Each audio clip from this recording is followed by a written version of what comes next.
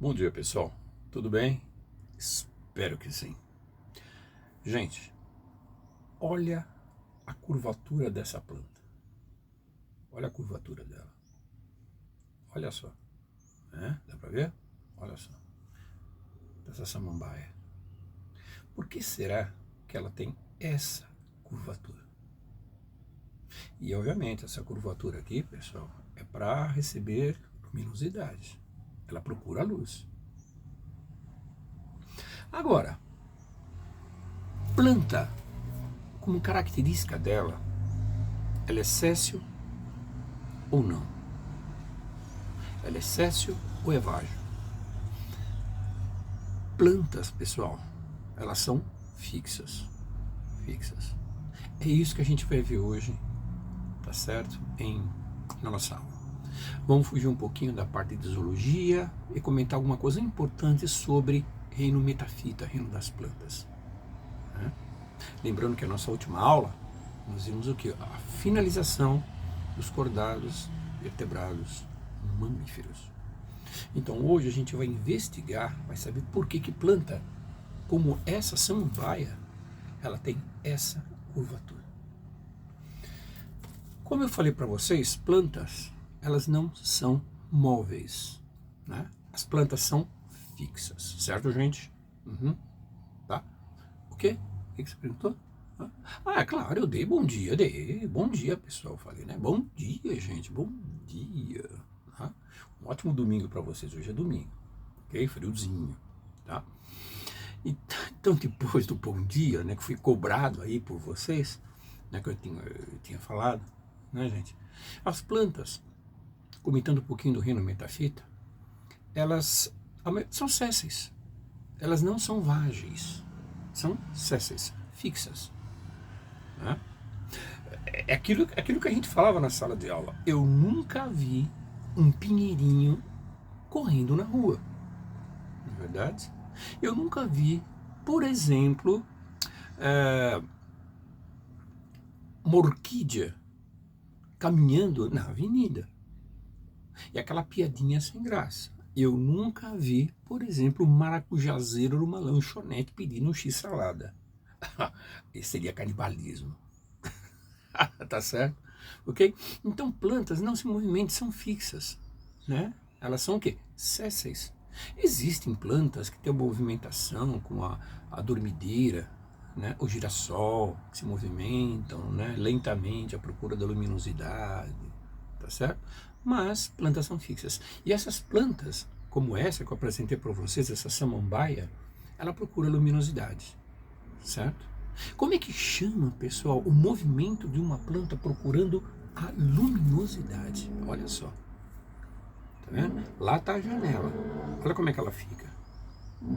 Isso aqui é chamado de fototropismo. Né? Fototropismo, movimento para a luz. Agora vamos começar desde o início, gente. Vamos começar desde o começo. Vamos começar desde o início. Primeira coisa, gente. Tropismo. O que seria tropismo? Tropismo, né? É um fenômeno que as plantinhas executam, né? Geralmente são plantas, né? De crescimento ou procura de luminosidade ou sua curvatura, certo? Dependendo, né, da localização do agente excitante. No caso, o agente excitante é a luminosidade, certo? Esse estímulo, né? Esse estímulo ambiental que é a luz, nós chamamos de agente excitante. Então o tropismo é quando a plantinha, obviamente, procura luminosidade, né, para receber o foco de luz, né, do crescimento ou a sua curvatura, para o crescimento e sua curvatura. Lembrando que plantinhas elas necessitam de luminosidade, como aquilo que nós já vimos isso, em termos de fotossíntese, né, de produção de alimento, a produção da glicosinha, toda aquela parte da fotossíntese que nós já vimos. Lembra disso, né? Liberação de oxigênio, liberação de vapor de água, glicose produzida e tudo mais. C6H12O6. Vocês lembram disso, a equação geral da fotossíntese. Então a planta precisa de luminosidade. Não esquecendo que existe fotossíntese no escuro também. que depende da fotossíntese no claro para ter um bom desempenho à noite. Nós vimos isso também, certo? Muito bem. Mas o tropismo é isso, né? É um fenômeno biológico. Quando a plantinha ela vai em direção ao agente excitante, né? Ao estímulo ambiental, nós chamamos de tropismo positivo. Quando ela vai ao contrário do agente excitante, do estímulo da natureza, do estímulo ambiental, nós chamamos de tropismo negativo, ok? Plantas fazem isso, tá certo? Ok? Muito bem. Agora, gente, pergunto para vocês, se existe o tropismo positivo ou negativo, né? O tropismo foi começado, ele teve seu início a ser estudado quando? Quando começou a se observar o tropismo propriamente dito? No século XIX, o Charles Darwin e seu filho começaram a pesquisar, a verificar, a fazer certos experimentos, certo? Com alpiste, né? O crescimento do alpiste, quando ele cresce, as mudinhas, o Charles Darwin e seu filho. Isso foi no século XIX, por volta mais ou menos de 1880, por aí, né? O tropismo começou a ser observado, estudado e tudo mais, né? Depois, no século XX, um outro cientista chamado de Fritz Wendt, isso por volta de 1926, tá? Começou a fazer o experimento com aveias. Foi aí que ele descobriu a auxina. Auxina? Isso, auxina. Auxina, pessoal, ela em grego significa crescimento. Então por aí você vê, né? As observações eram feitas em relação ao crescimento das plantas, a curvatura que chamava a atenção, porque como uma plantinha ela cresce e se você muda ela de posição ela vai em direção à luz, né? Então, tudo isso foi feito, então foi pesquisado, foi observado há tempos atrás, né? É o tropismo, certo? Bom, como eu falei para vocês, então, o histórico mais ou menos é esse, né? Começou a ser observado isso em 1926 pelo Fritz Wendt com experimentos relacionados com mudas de aveia. E mais tarde, quimicamente falando, pessoal, lá mais ou menos por 1930, né, a auxina ela foi receber um outro nome chamado de AIA. AIA, né, que é um fito-hormônio chamado de ácido indolacético. Ácido indolacético é o AIA, tá certo? Ela é chamada do crescimento vegetal, tá bom? Então existe mais ou menos esse histórico relacionado a isso. E é evidente, gente, é evidente. Eu vou pegar novamente, olha só. Olha o crescimento, olha a curvatura. O agente excitante está aqui, ó. Então ela vai procurando a luminosidade para fazer toda a parte fisiológica vegetal, tá certo? Olha só. E todas as plantas que eu tenho aqui no laboratório, pessoal, elas seguem para a janela. Todas seguem para a janela, tá bom? Muito bem. E quando você fala, pessoal, em tropismo, não existe apenas um tipo de tropismo. Existem vários tipos de tropismo, né? Presta atenção, gente. Vamos. Professor, o senhor mudou de assunto? Não, eu estou comentando algo que depois dos mamíferos que nós vimos, perdão, pessoal, nós estamos desenvolvendo uma coisa importante relacionada ao reino plantar e metafita, reino das plantas, que é o crescimento dela, os fito-hormônios. Agora, tipo de tropismo, tipo de movimentação, né? Sempre levando em consideração o agente excitante ou agente ambiental. Então você tem o fototropismo, que é exatamente esse, né? Fotoluz, tropismo, movimento, né? Tá certo? Direção. É quando a plantinha se movimenta em relação à luz como agente excitante. O geotropismo, que seria um outro tipo de tropismo, né? Também chamado de gravitropismo. Gravidade, gravitropismo ou geotropismo. Tá? Levando em consideração o agente, tá certo? Ambiental, que é a força de gravidade. A plantinha, certo? Pode, obviamente, sofrer o efeito gravitacional.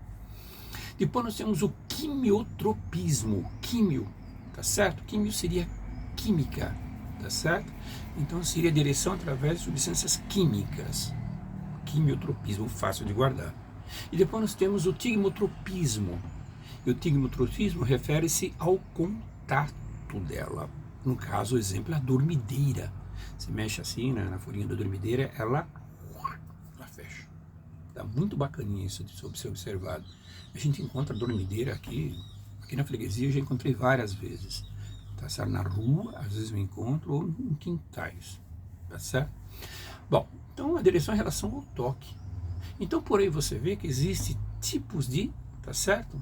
Tipos de tropismo, de acordo com o agente excitante, né? Ou agente da natureza. Tá bom? Vamos repetir? Vamos repetir. Então existe o fototropismo, existe o geotropismo, existe o quimiotropismo, existe o tigmotropismo. Tigmotropismo refere-se então ao toque, né? Encostar o contato dela. Tipos então de tropismo. Tá bom? Ok? Muito bem. É interessante, gente. Biologia é de tudo bom. Tá certo? É tudo bom. Não é verdade? Eu sou suspeito, né, gente? Eu sou suspeito mesmo, eu gosto mais. E a gente vai levando o barco aí. Agora, gente, os fito-hormônios, hormônios vegetais, eles... O que eles podem, então, agir na plantinha, tá certo? O que eles podem agir de forma importante para o desenvolvimento, o crescimento da plantinha e agentes fisiológicos, né? Como características fisiológicas. Então, fito-hormônios são o quê? São hormônios vegetais. Fito-hormônio. O AI é um fito-hormônio de crescimento. Certo, gente? O ácido indolacético. Agora, pessoal, com relação aos fito-hormônios, fito é planta, hormônios vegetais, né? Fito, planta, hormônio, substâncias, né? Agora existe hormônio relacionado com o crescimento da plantinha, o desenvolvimento dela, é um exemplo. Existe fito-hormônio relacionado ao desenvolvimento da plantinha, o crescimento, como o professor já falou. E existe hormônio relacionados aos processos fisiológicos, como germinação, formação de frutos, tá certo? Tá certo? Defesa contra pragas das plantinhas. Então tudo isso faz com que sejam funções importantes, algumas funções importantes do fito-hormônio, tá? Então não façam confusão. Tropismo, tá certo? É um agente de crescimento e curvatura das plantinhas de acordo com o quê? Com o estímulo ambiental, né? Que nós vimos que existem vários. E o fito-hormônio são hormônios de plantas. Cuidado, né? Quer dizer que todo o tropismo ele se baseia em cima do quê? De fito-hormônios. Agora, quais seriam os tipos de fito-hormônios que existem? Exemplo de fito-hormônio, tá? Não estamos falando de exemplo de tropismo que nós já vimos, de fito-hormônio. Existem as auxinas, que o professor já falou, tá? Desenvolvimento de raízes, de fruto, alongamento das células e tudo mais. Tá? Existem as chamadas giberelinas. Giberelinas? Exatamente. Esse tipo de fito-hormônio é responsável pela germinação da semente, alongamento da caule, desenvolvimento dos frutos. Okay? Giberelinas. Existem as citocininas. Citocininas, pessoal.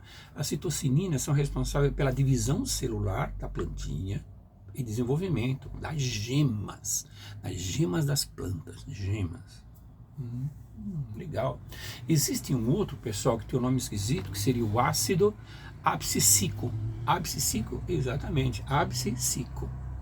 E esse hormônio, pessoal, está relacionado com a dormência das sementes e gemas e fechamento das células especiais chamadas de estômatos.